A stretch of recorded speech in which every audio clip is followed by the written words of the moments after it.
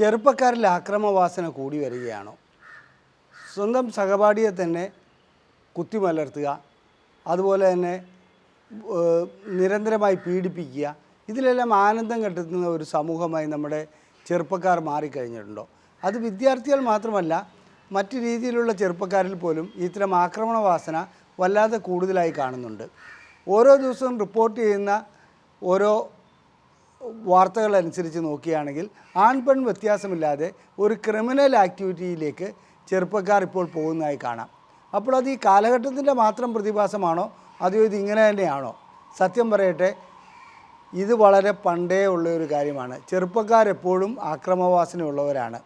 അവരെ സംബന്ധിച്ചിടത്തോളം ചില നിയന്ത്രണങ്ങളില്ലെങ്കിൽ അവർ ഈ രീതിയിൽ വഷളായി പോകും. ഇന്നത്തെ കാലഘട്ടത്തിൽ ആക്രമവാസനയ്ക്ക് നിയന്ത്രണങ്ങളില്ലാതായി മാറിയിട്ടുണ്ട് എന്നുള്ളതാണ് അതിൻ്റെ യഥാർത്ഥ വശം. അധ്യാപകർ വടി താഴെ വെച്ചു, പോലീസിന് പ്രതികളെ ഭയപ്പാടാണ്, അതുപോലെ തന്നെ രക്ഷിതാക്കൾക്ക് മക്കളുടെ മുമ്പിൽ കൈകൂപ്പി നിൽക്കേണ്ട അവസ്ഥ വരുന്നു. ഇതിൻ്റെ മറ്റൊരു കാരണം സാമ്പത്തികമായിട്ടുള്ള അഭിവൃദ്ധിയാകാം. അതുകൂടാതെ തന്നെ സാമ്പത്തികമായിട്ട് അഭിവൃദ്ധി വന്നപ്പോൾ മയക്കുമരുന്നുകൾ അങ്ങനെയുള്ള കാര്യങ്ങൾ വന്ന് ലഹരി പദാർത്ഥങ്ങളിലേക്കൊക്കെ കുട്ടികൾ വഴിമാറിയതായിരിക്കാം. എന്തു തന്നെയായിരുന്നാലും പല കാരണങ്ങൾ നമുക്ക് നിരത്താനുണ്ടാവും. അടിസ്ഥാന പ്രശ്നം ഇതൊന്നുമല്ല. Youth is foolishness, age will regret എന്നുള്ള ഒരു ആപ്തവാക്യമുണ്ട്.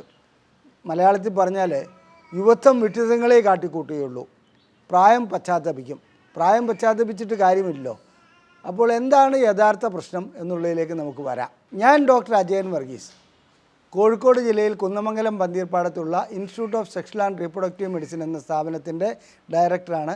International association of sexual medicine practitioners modern medicine എന്ന അസോസിയേഷൻ്റെ അഖിലേന്ത്യാ ചെയർമാനുമാണ്.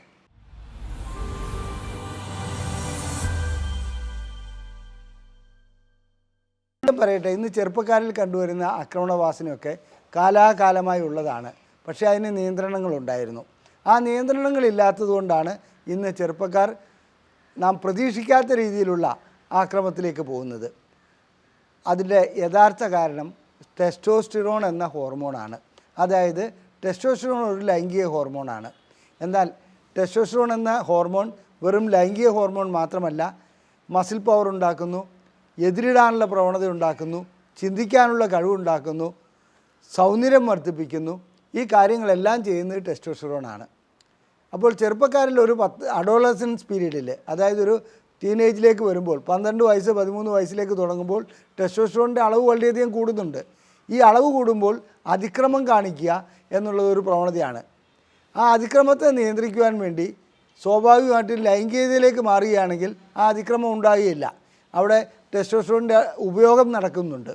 എന്നാൽ ഈ 12 വയസ്സുള്ള കുട്ടികളും 12 വയസ്സ് മുതൽ 19 വയസ്സ് വരെ നമുക്ക് എൻ്റെ ടീനേജ് എന്ന് പറയുമ്പോൾ, അതായത് 13 മുതൽ 19 വരെ, ആ പ്രായത്തിൽ എന്തായാലും വിവാഹം അനുവദിക്കപ്പെട്ടിട്ടുള്ളതല്ല. കാരണം വിവാഹം തന്നെ കൃത്രിമമായുള്ളൊരു ഇടപാടാണ്, അല്ലാണ്ട് പ്രകൃതിദത്തമായ ഒന്നല്ല. നമ്മുടെ സമൂഹത്തിൽ ചില നിയന്ത്രണങ്ങൾക്ക് വേണ്ടി ഉണ്ടാക്കി വച്ചിരിക്കുന്ന ഒരു വ്യവസ്ഥ മാത്രമാണ് വിവാഹം. അതേസമയത്ത് മനുഷ്യൻ അടിസ്ഥാനപരമായി പോളിഗാമിയാണോ മോണോഗമിയാണോ എന്ന് ചോദിച്ചാൽ അടിസ്ഥാനപരമായി പോളിഗാമിയാണ്. അതിന് നിയന്ത്രണങ്ങൾ ഉണ്ടാക്കി മോണോഗാമിയിലേക്ക് കൊണ്ടുവന്ന് സമൂഹത്തിൻ്റെ സുരക്ഷ ഉറപ്പാക്കുന്നതിന് വേണ്ടിയാണ് വിവാഹമുള്ളത്. ചില ജന്തുക്കളിൽ മോണോഗാമി മാത്രമായി കാണുന്നുണ്ട്. ഒരു മലയെലിയുണ്ട്, നോർത്ത് അമേരിക്കയിലാണെന്ന് തോന്നുന്നു. അതതിൻ്റെ ഇണ മരിച്ചു പോവുകയാണെങ്കിൽ പിന്നീട് ഒരിക്കലും മറ്റൊരു ഇണയുമായി ഇണ ചേരുകയില്ല. മാത്രമല്ല, ഇണയുള്ള സന്ദർഭത്തിൽ മറ്റൊരു എതിരു ലിംഗത്തിൽപ്പെട്ട ഇത് വരികയാണെങ്കിൽ അതിനെ സ്വീകരിക്കുകയുമില്ല. അങ്ങനെ സ്വീകരിക്കാത്തതിൻ്റെ കാരണം അത് സ്ട്രിക്ട്ലി മോണോഗാമി ആയതുകൊണ്ടാണ്. ഉയർന്ന ജന്തുക്കളിലേക്ക് വരുമ്പോൾ ഏറെക്കുറെ മോണോഗാമി നമ്മൾ കാണുന്നുണ്ട്. എന്നിരുന്നാലും മനുഷ്യൻ്റെ കാര്യത്തിൽ മോണോഗാമിയാണെന്ന് നമുക്ക് തീർപ്പ് കൽപ്പിക്കാൻ കഴിയില്ല. മനുഷ്യരിൽ മോണോഗാമി ഉണ്ടെന്ന് മാത്രം. അപ്പോൾ ടെസ്റ്റോസ്റ്റിറോൺ ഹോർമോണിലേക്ക് വരാം. ഈ ടെസ്റ്റോസ്റ്റിറോൺ ഹോർമോൺ നമ്മുടെ ശരീരത്തിൽ ഉയർന്നു വരുമ്പോൾ നമുക്ക് ചിന്തിക്കാനുള്ള കഴിവ് കൂടുന്നെന്ന് ഞാൻ പറഞ്ഞു. അതുപോലെ തന്നെ ആക്രമവാസനയും കൂടുന്നുണ്ട്. അപ്പോൾ ഏതെങ്കിലും രൂപത്തിൽ തനിക്കിഷ്ടപ്പെടാത്ത എന്തെങ്കിലും കാണുകയാണെങ്കിൽ അതിനെ അടിച്ച് തകർക്കുക, അല്ലെങ്കിൽ ആക്രമണത്തിലേക്ക് പോവുക എന്നുള്ളത് ചെറുപ്പക്കാർ കാണിക്കുന്നതിൻ്റെ പ്രധാനപ്പെട്ട കാരണം ഈ ടെസ്റ്റോസ്റ്റിറോൺ ഹോർമോൺ എന്ന ലൈംഗിക ഹോർമോണിൻ്റെ കൂടുതലാണ്. അഥവാ അത് കൂടിക്കൊണ്ടേയിരിക്കും. പിന്നെ ഒരു 30 വയസ്സ് വരെയാണ് ഈ കൂടുതലുണ്ടാകുക. അതിനുശേഷം ടെസ്റ്റോസ്റ്റിറോണിൻ്റെ അളവ് 1% വെച്ച് കുറഞ്ഞ് താഴോട്ട് വരുന്നു. ഇങ്ങനെ ഒരു പരിധി എത്തുമ്പോൾ താഴോട്ട് വരുമ്പോൾ അതിനെ നമ്മൾ ആൻഡ്രോപോസ് എന്ന് പറയും. ലൈംഗികമായിട്ടുള്ള ശേഷി നഷ്ടപ്പെടുന്നു, ചിന്തിക്കാനുള്ള കഴിവ് നഷ്ടപ്പെടുന്നു, അതുപോലെ തന്നെ മസിൽ പവറുകൾ കുറയുന്നു. ഇത്തരം കാര്യങ്ങളെല്ലാം സംഭവിക്കുന്നുണ്ട്. അപ്പോൾ ആക്രമവാസന കുട്ടികളിൽ കണ്ടുവരുന്നത് അവരുടെ ലൈംഗികത വഴിതിരിഞ്ഞു പോകുന്നതാണെന്ന് ഞാൻ പറഞ്ഞാൽ ഒരുപക്ഷെ അതൊരു വിവാദ വിഷയമായി മാറും. എന്നാൽ വാസ്തവം അതാണ്, ശാസ്ത്രീയമായും അതാണ്. അവരെ സംബന്ധിച്ചിടത്തോളം ലൈംഗികമായി ബന്ധപ്പെടാനുള്ള അവസരങ്ങൾ ലഭിക്കാതെ വരുന്നു. നിയമപരമായി അവർക്ക് ലൈംഗികം നിഷിദ്ധമാക്കപ്പെട്ടിരിക്കുകയാണ്. ഇത് ശരിയാണോ തെറ്റാണോ എന്ന് ചോദിച്ചാൽ ശാസ്ത്രീയമായി പറയട്ടെ അത് തെറ്റാണ്, അതേസമയത്ത് നിയമപരമായി പറയട്ടെ അത് ശരിയുമാണ്. അങ്ങനെ നിയമം അനുസരിച്ച് പോവുകയല്ലാതെ നമുക്ക് നിവൃത്തിയില്ല. ഇനി വിവാഹത്തിനൊരു പ്രായം നിർണ്ണയിക്കണോ വേണ്ടോ എന്നുള്ളതാണ് അടുത്ത ചോദ്യം വരുന്നത്. സാധാരണഗതിയിൽ എല്ലാ രാജ്യങ്ങളിലും വിവാഹത്തിന് പ്രായമുണ്ട്, പ്രായപരിധിയുണ്ട്. ഈ പ്രായപരിധി ശാസ്ത്രീയമായി കണക്കാക്കപ്പെട്ടിട്ടുള്ളതാണോ എന്നുള്ളത് സംശയിക്കേണ്ടിയിരിക്കുന്നു. ചില രാജ്യങ്ങളിൽ വിവാഹപ്രായം 12-13 ഒക്കെ ആയിരിക്കാം, ചിലയിൽ 18, ചിലയിലേക്ക് ഇന്ത്യയിലെ പ്രായം 21 കടന്നിരിക്കുന്നു. അപ്പോൾ ഇത്രയും കാലം നമ്മുടെ ശരീരത്തിൽ ഉൽപ്പാദിപ്പിക്കപ്പെടുന്ന ടെസ്റ്റോസ്റ്ററോൺ ഹോർമോൺ അടക്കി നിർത്തുക എന്ന് പറഞ്ഞാൽ അതത്ര എളുപ്പമുള്ള കാര്യമല്ല. നിയമം ഉണ്ടാക്കുന്നത് നമ്മളെ സംബന്ധിച്ചിടത്തോളം അതായത് രാജ്യസഭയിലും ലോകസഭയിലും അവിടെയുള്ള എംപിമാർ തീരുമാനിച്ച് അവരുടെ ഭൂരിപക്ഷത്തിനനുസരിച്ച് നിയമം ഉണ്ടാക്കാം. അത് ശാസ്ത്രീയമായി യോജിക്കുന്ന ഒന്നാണോ ഇല്ലയോ എന്നുള്ളത് നമുക്ക് തീർപ്പ് കൽപ്പിക്കാൻ പറ്റില്ല. ചിലപ്പോൾ അല്ലാത്ത നിയമങ്ങളും ഉണ്ടാകാറുണ്ട്.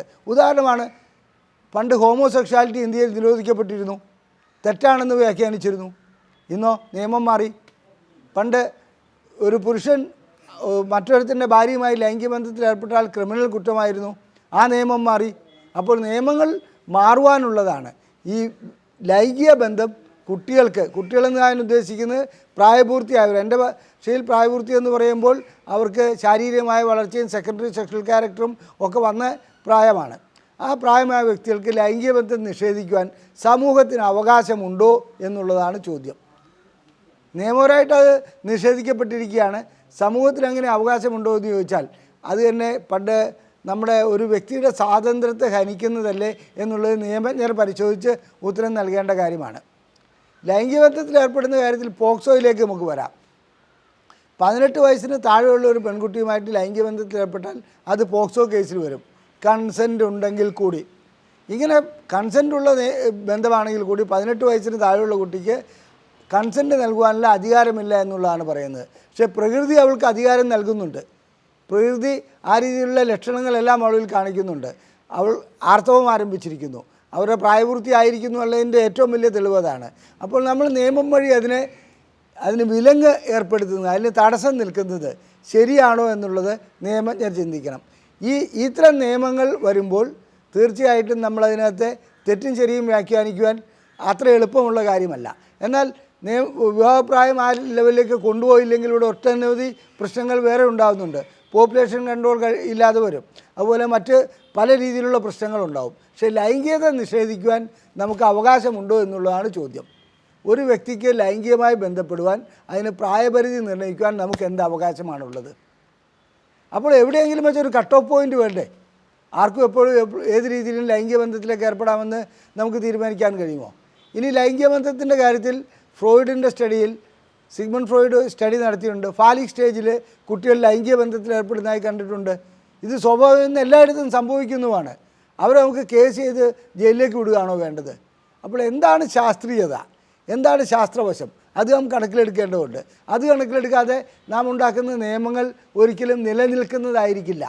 ഈ പോക്സോ എന്ന ആക്റ്റിൽ തന്നെ ഒട്ടനവധി വകുപ്പുകൾക്ക് മാറ്റം വരുത്തേണ്ടതുണ്ട്. എന്നാൽ ഒരു 30-40 വയസ്സായ ഒരു വ്യക്തി ഒരു 10 വയസ്സായ അല്ലെങ്കിൽ 12 വയസ്സായ കുട്ടിയെ പീഡിപ്പിക്കുകയാണെങ്കിൽ അത് കേസല്ലാതെ വേറെ എന്താണ് എടുക്കാൻ കഴിയുക? തീർച്ചയായിട്ടും അവിടെയാണ് ക്രിമിനൽ ആക്ടിവിറ്റിയിൽ, ക്രിമിനൽ നിയമങ്ങളിൽ മാറ്റങ്ങൾ വരുത്തേണ്ടത്. പ്രായപരിധി ഈ ആരെ പീഡിപ്പിക്കുന്നു എന്നുള്ളതിൽ പ്രായപരിധി നമ്മൾ നിർണ്ണയിക്കേണ്ടതുണ്ട്. അതുപോലെ തന്നെ എല്ലാം കുട്ടികളാണെന്നുള്ളത്. ഇപ്പോൾ 17 വയസ്സായ ഒരു കുട്ടി കൊലപാതകം നടത്തണു, അവന് ശിക്ഷ വളരെ ലഘുവായിട്ടുള്ളത്. അവന് 1 വർഷം കഴിഞ്ഞിട്ട് അത് നടത്തുന്നതിന് അവന് തൂക്കുകയറ് വരെ ലഭിക്കാം. അപ്പോൾ നമ്മൾ ഈ അസസ്മെൻറ്റിലേക്ക് പോകേണ്ടതുണ്ട്. എങ്ങനെ അസസ്മെൻറ്റിലേക്ക്? ഈ കുട്ടിയുടെ പ്രായത്തിനനുസരിച്ചുള്ള ചിന്താഗതികൾ ഇപ്പോൾ ഈ നടന്ന ഈ കാലഘട്ടത്തിൽ നടന്ന കൊലപാതകമൊക്കെ കണക്കിലെടുക്കേണ്ട. കുട്ടികളാണ് കൊലപാതകം ചെയ്യുന്നതുകൊണ്ട് അവരെ സംബന്ധിച്ചിടത്തോളം അവർക്ക് ചിന്തിക്കാനുള്ള കഴിവുണ്ടോ, അവരുടെ മെൻ്റൽ സ്റ്റാറ്റസ് എന്താണ്, ഇതെല്ലാം നോക്കിയിട്ട് മാത്രമേ ഈ കുട്ടിയെ കുട്ടി എന്ന ഗണത്തിൽപ്പെടുത്തണമോ എന്നുള്ളത് നമ്മൾ കണക്കിലെടുക്കാവുള്ളൂ.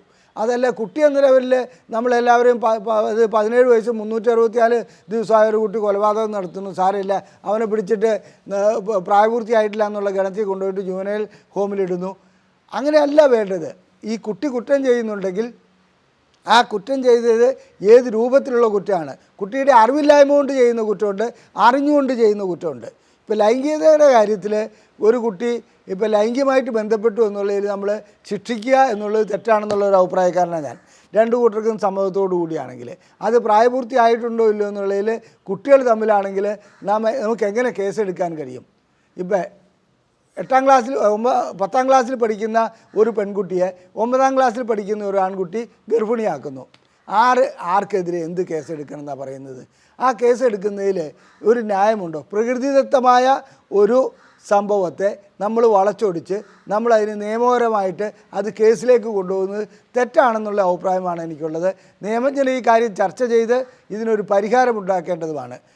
ഇനി അടുത്ത ഒരു കാര്യം, ഏതെങ്കിലും ഒരു 14 വയസ്സോ അല്ലെങ്കിൽ 15 വയസ്സായ ഒരു കുട്ടി ഒന്ന് ഒളിഞ്ഞു നോക്കുന്നു, അവനെതിരെ കേസെടുക്കാൻ കഴിയില്ല. ഇനി അത് നിരന്തരമായി അവൻ ചെയ്യുകയാണെങ്കിൽ അവൻ്റെ മാനസിക നിലയ്ക്ക് എന്തെങ്കിലും തകരാറുണ്ടെന്നാണ് മനസ്സിലാക്കേണ്ടത്. അത്തരം കുട്ടികളെ ചികിത്സയ്ക്കാണ് വിധേയമാക്കേണ്ടത്. ഇനി പ്രായപൂർത്തി ആയിക്കഴിഞ്ഞ ചില വ്യക്തികളിലും ഇത്തരം ചില മാനസിക വൈകല്യങ്ങളുണ്ടാവാം. ഒളിഞ്ഞു നോട്ടം, അതുപോലെ തന്നെ ആ രീതിയിലുള്ള ലൈംഗിക വൈകൃതങ്ങൾ. അവർക്കെതിരെ നമ്മൾ കേസെടുക്കുന്നത് നല്ലത് തന്നെ, കേസെടുക്കണം. അത് കൂടാതെ നാം അതിൽ വിലയിരുത്തേണ്ട കാര്യം ഇവൻ്റെ മാനസിക വൈകല്യം, ഇവനെന്തെങ്കിലും തകരാറുണ്ടോ എന്നുള്ളതാണ്. തകരാറുണ്ടെങ്കിൽ അതിന് ചികിത്സയ്ക്ക് വിധേയമാക്കണം. ഇന്ന് ചെറുപ്പക്കാരിൽ കണ്ടുവരുന്ന സകല അതിക്രമങ്ങളുടെയും പിന്നിൽ നിയന്ത്രണമില്ലായ്മയാണ്. ടെസ്റ്റോസ്റ്ററോൺ ഹോർമോൺ അന്നും ഇന്നും ഒരുപോലെ തന്നെയാണ്. പക്ഷേ അന്ന് ടെസ്റ്റോസ്റ്ററോൺ കൂടുതലായതുകൊണ്ട് ഒരു പ്രവൃത്തി ചെയ്യുന്നതിന് അല്ലെങ്കിൽ ഒരു അതിക്രമം കാണിക്കുന്നതിന് ഭയപ്പാടുണ്ടാകുമായിരുന്നു.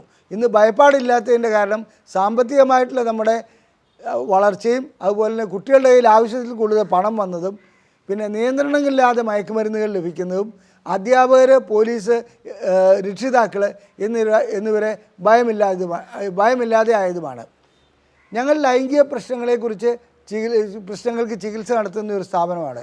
ഇവിടെ ഒട്ടനവധി കേസുകൾ ഈ രൂപത്തിലുള്ളത് വരുന്നുണ്ട്, കുട്ടികളെ കൗൺസിലിങ്ങിനും മറ്റുമായിട്ട്. ഇതിൽ നിന്ന് ഞങ്ങൾ മനസ്സിലാക്കിയ ഒരു കാര്യം എന്താണെന്ന് വെച്ചാൽ കാലഘട്ടത്തിൻ്റെ മാറ്റം കൊണ്ട് കുട്ടികൾക്ക് ഒരു നിയന്ത്രണവുമില്ലാതെ ആയിട്ടുള്ളതാണ്. ഇതിന് നിയന്ത്രണം ഏർപ്പെടുത്തുന്ന രക്ഷിതാക്കൾ അവസാനം രക്ഷിതാക്കളല്ല അധ്യാപകർ ശിക്ഷിക്കപ്പെടുന്ന ഒരു അവസ്ഥ വരെ ഉണ്ടാകാറുണ്ട്. ആ രീതിയിൽ കുട്ടികൾക്ക് പരാതി കൊടുത്തു കഴിഞ്ഞാൽ ബാലസംരക്ഷണം അങ്ങനെയൊക്കെ പോകുന്നുണ്ട്. ഇതൊന്നുമല്ല വേണ്ടത്. തീർച്ചയായിട്ടും ബാലനാണെന്ന് കരുതി തീയിൽ കൈവച്ചാൽ പൊള്ളാതിരിക്കില്ല. ബാലന്മാരാണെങ്കിൽ കൂടി അവർക്ക് നിയന്ത്രണങ്ങൾ ഏർപ്പെടുത്തണം. അവരെ ശിക്ഷിക്കേണ്ടതാണെങ്കിൽ ശിക്ഷിക്കണം. ശിക്ഷ ഒരു പരിധി വരെ ഗുണം ചെയ്യുമെങ്കിൽ അങ്ങനെ പോകണം. വിവാഹപ്രായവും മറ്റും നാം ആ രീതിയിലല്ല ചിന്തിക്കേണ്ടത്, അതിനും മാറ്റം വരുത്തേണ്ടതുണ്ട്. ലൈംഗികമായ കാര്യങ്ങളിൽ ഒരു തുറന്ന ചർച്ചയും ലൈംഗിക വിദ്യാഭ്യാസവും ഇത്തരം കുട്ടികൾക്ക് കൊടുക്കേണ്ടതും ആവശ്യമാണ്. നിങ്ങൾക്ക് ഈ വീഡിയോ ഇഷ്ടപ്പെട്ടുവെങ്കിൽ ഇത് നിങ്ങളുടെ സുഹൃത്തുക്കൾക്ക് ഷെയർ ചെയ്യുക, ലൈക്ക് ചെയ്യുക. അതുപോലെ തന്നെ നിങ്ങളുടെ അഭിപ്രായങ്ങൾ കമൻറ്റ് ബോക്സിൽ രേഖപ്പെടുത്തുക. നിങ്ങൾക്ക് ലൈംഗികമായ എന്തെങ്കിലും സംശയങ്ങളുണ്ടെങ്കിൽ ഇവിടെ തന്നിരിക്കുന്ന വാട്സപ്പ് നമ്പറിൽ വാട്സപ്പ് ചെയ്യാവുന്നതാണ്. അതുപോലെ തന്നെ ഞങ്ങൾ പ്രസിദ്ധീകരിക്കുന്ന ബുക്ക്ലെറ്റുകൾ സൗജന്യമായി ലഭിക്കണമെന്നുണ്ടെങ്കിൽ ISRM എന്ന് ടൈപ്പ് ചെയ്ത് ഈ നമ്പറിലേക്ക് വാട്സപ്പ് ചെയ്താൽ മതി. PDF ഫോർമാറ്റിലുള്ള ബുക്ക്ലെറ്റുകൾ ഞങ്ങൾ വാട്സപ്പ് വഴിക്ക് അയച്ചു നൽകുന്നതാണ്. നന്ദി, നമസ്കാരം.